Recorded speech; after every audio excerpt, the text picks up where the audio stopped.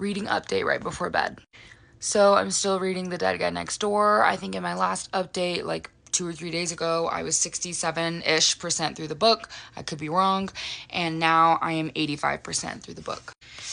I'm a pretty fast reader. It's really just committing the time to it. But it's been really good so far. It's also getting to a really juicy part in the book. So it has definitely been reeling me in. And if you've seen any of my reading updates in the past, you will know that I read my series consecutively if it's like released. And so probably the next book will be the second book in the series, which I believe it is a trilogy. I believe there's only 3 books right now. Anyways, in my Goodreads, it's finally getting some updates since after I've taken a hiatus from like consistently reading for like a month.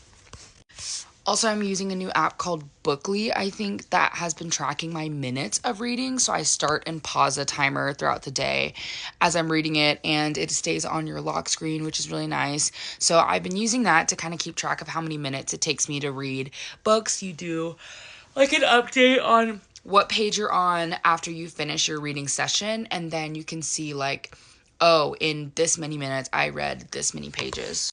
Anyways, that's the reading update for today. Love ya.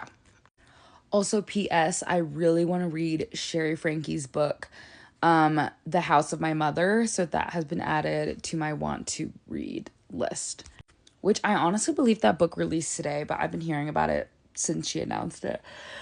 So I'm excited. It would also be like my first kind of like memoir I've read. I don't think I've ever read one.